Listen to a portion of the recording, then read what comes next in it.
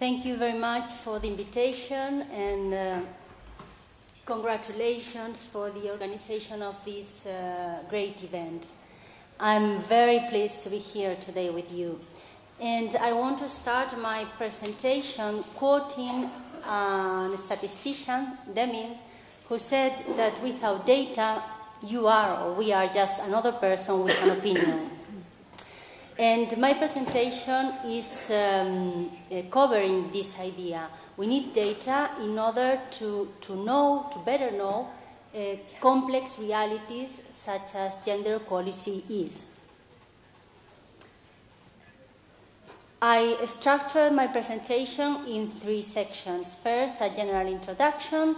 Then, in the second section, I want to talk about the AGES Gender Equality Index. And finally, I want to present the results for Spain. As the Gender Equality Index, I want to mention that Milan Alasik is going to talk about it and about the development of the index in the enlargement countries in the last session. As it has been mentioned several times today, gender equality is a fundamental value in the European Union and is vital for the European economic and social growth. So, why is it important to measure gender equality? Because what is measured becomes visible, what is visible can be monitored, and then if we monitor our reality, we can improve it. So, monitor gender equality means increasing the chances to make it a reality. This is why it's so important to monitor the equality between women and men in Europe or in any region.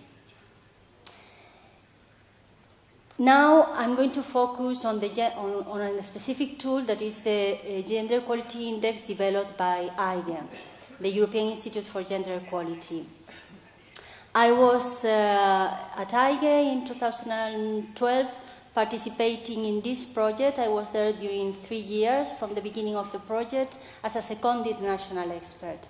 And this was the first edition of the index, and after that I was collaborating with the Institute as an external expert. So I'm going to give you some general ideas about this indicator, and if someone is interested in the statistical development, we could have a chat during the break. Now I'm only talking about general ideas and results.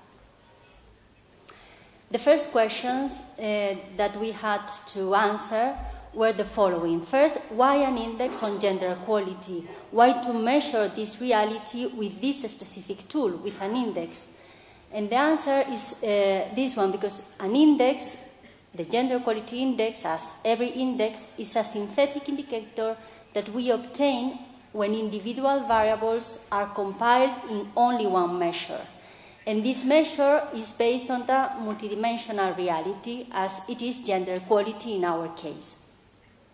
So what we want to do is to summarize a complex reality mathematically, and we want to do it in a meaningful way.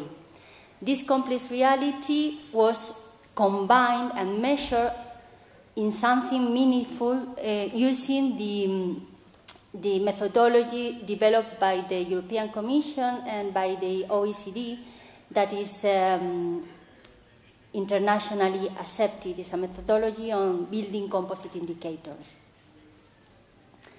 The next question was why was needed another index? Because at that time, in 2012, we already had composite indicators on gender equality. For example, the UNC indicators, the OECD, and so on. So why another one? Which was the added value of this measure? The added value of the Gender Equality Index can be summarized in 3 aspects. First, that it is adapted to the EU context, so it's covering the EU priorities, while other indexes were adapted following other priorities, not the EU priorities. Then it adopts a gender approach That means that women and men are considered in the same way. So it's not a women index, it's measuring the reality of both women and men. And this reality is measured using gaps. And first, we were interested not only in measuring gaps, but also measuring or considering the levels of achievement in this country. That means that a good score in the index is the result of low gaps and high levels of achievement. This was a long consultation process where several institutions were involved. Some of them are listed here, so Eurostat, European Commission, Eurofund, FRA, and so on, and many others. The next step was to develop the conceptual framework. That means which areas of interest had to be covered. In order to do that, we follow the main policy documents, we follow the literature on existing equality frameworks, and also the literature on relevant domains, for example, work or education, and so on. And after this review, we developed 6 core domains and 2 satellite domains. This is the conceptual framework of the index. 6 core domains and 2 satellite domains. The 2 satellite domains are violence and intersecting inequalities. And why they are called satellite? Because despite their importance in gender equality, the results obtained in these 2 domains cannot be combined together with the core domains. So in one single measure. This is why they are satellites. And the reason is because of their specific nature. In the core domains, we are measuring gaps between women and men, but not in violence. In violence, we don't want that men reach the same level of violence that women. We wanted to eradicate, the objective is to eradicate violence. This is why the nature is completely different and they cannot be mixed in a single figure. And then intersecting inequality is a transversal domain. So it is considering different specific population groups as the vulnerable population groups. The first, I'm going to talk about the core domains. The first core domain is work.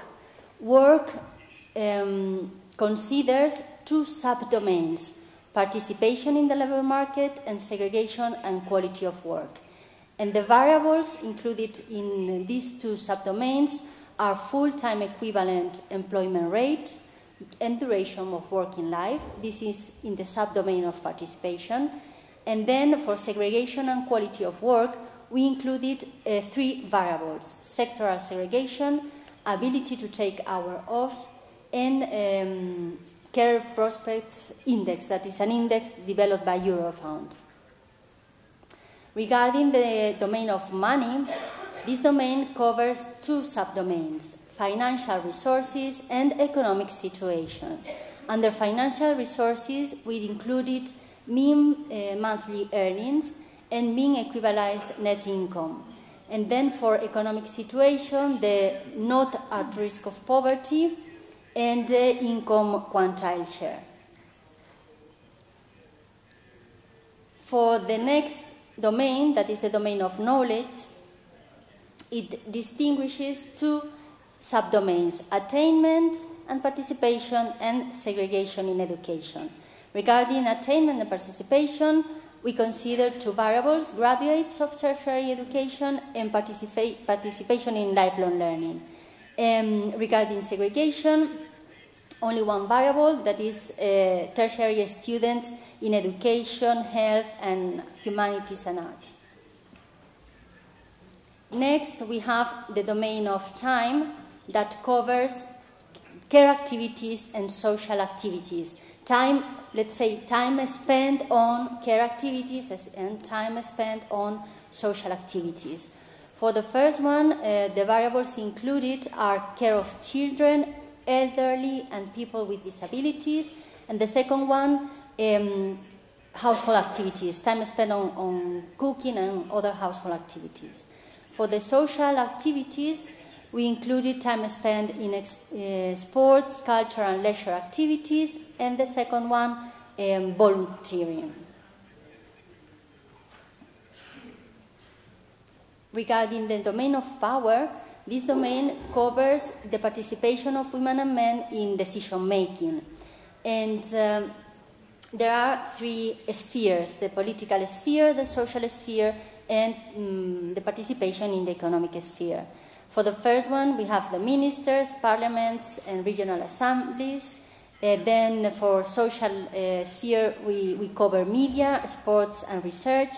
And for the last sphere, the largest quoted companies and the members of the central bank, national central banks.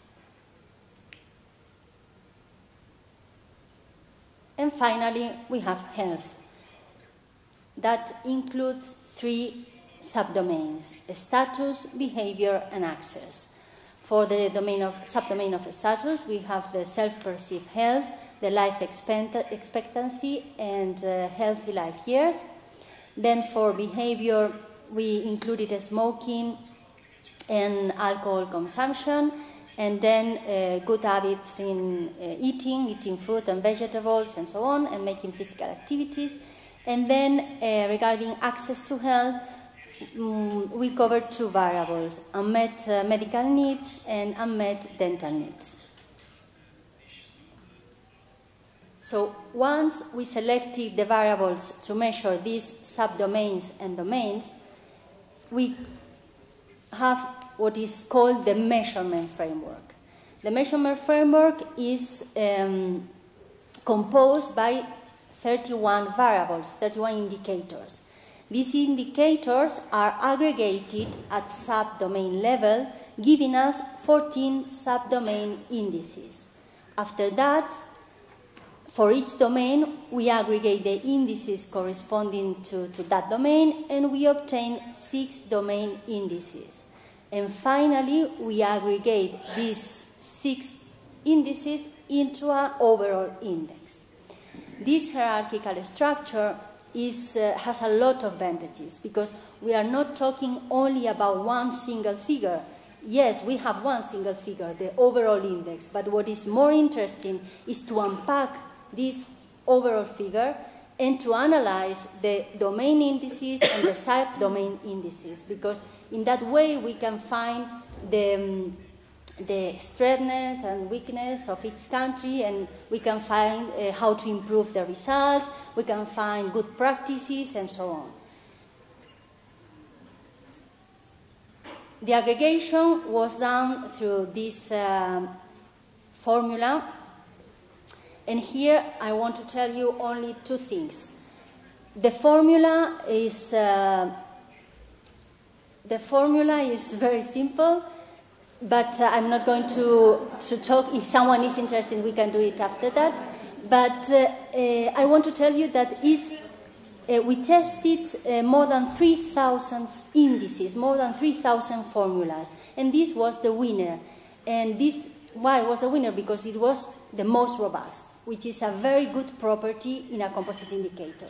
And then the last thing about the formula is the meaning, how to interpret it. The formula is bounded between 1 and 100. The scores are bound. So 1 means full inequality and 100 full equality.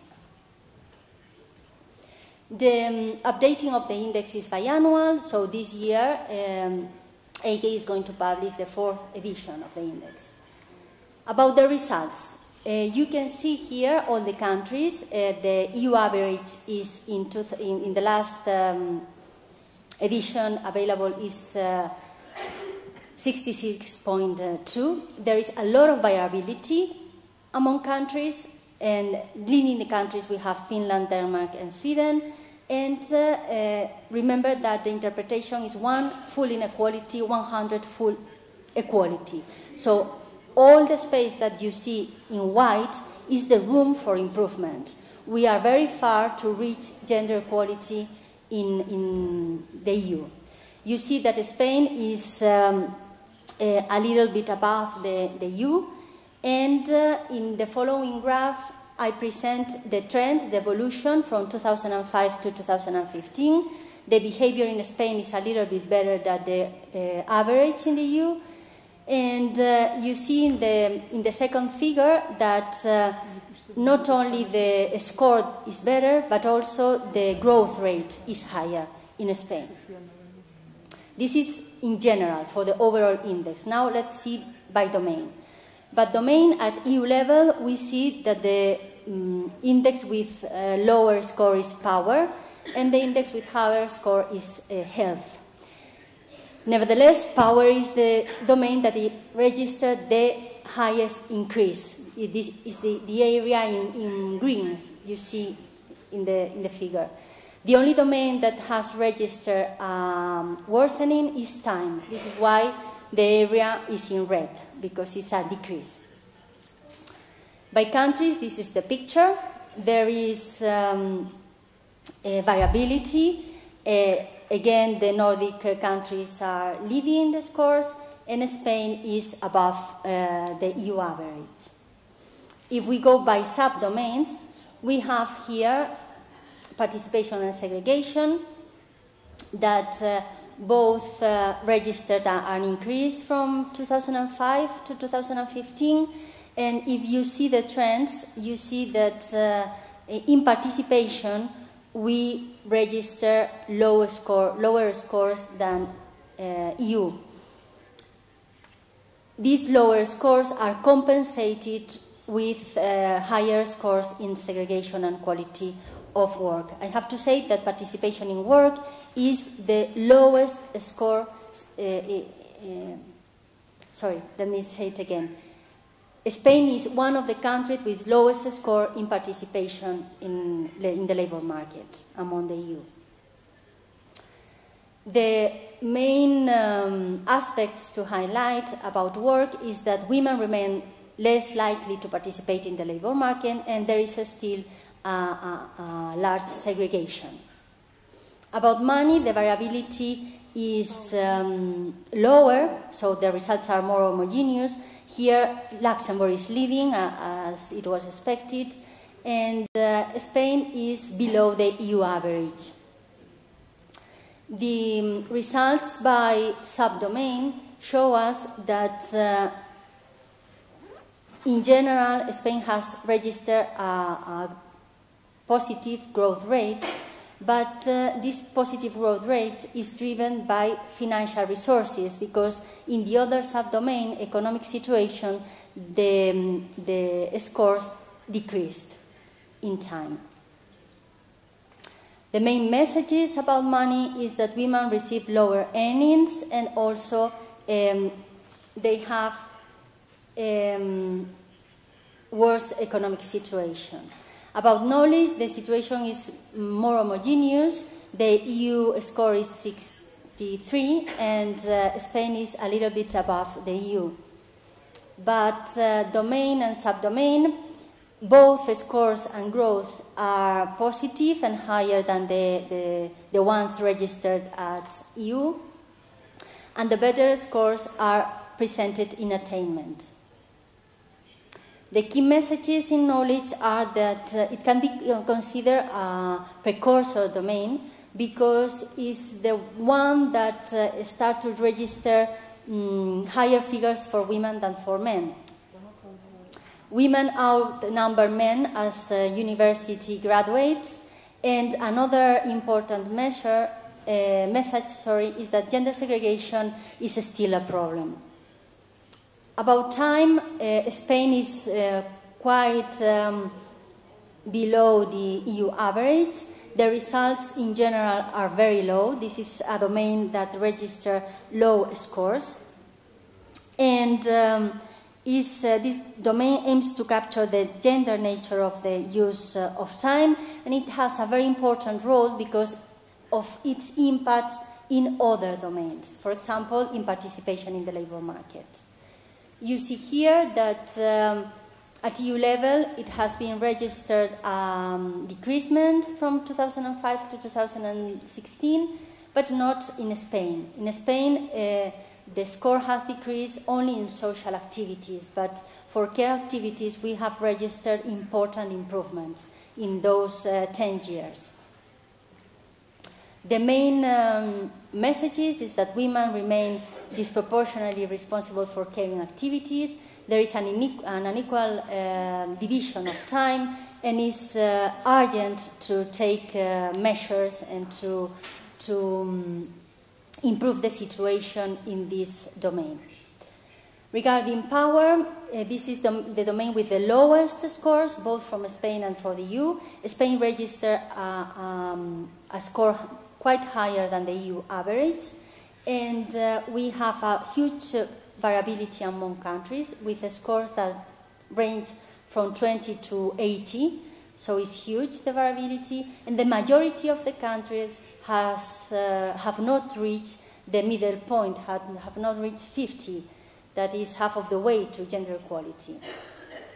Here we have the situation of Spain, that is, we can say that it has improved a lot in the economic sphere, and not for the other two subdomains. The messages for power is that register very low levels in political decision making, and is the domain with lowest scores, and also key actions have to be taken urgently. Finally, about health is the domain with the best scores, and also with the highest homogeneity among countries. The EU score is almost 90, and Spain is above the EU average. The behavior is very good in all the three subdomains, and both scores and growth rates are higher in Spain than the EU. The key messages are that the low gender gaps exist, and that the old age, that women get sicker and men die younger, remains largely true.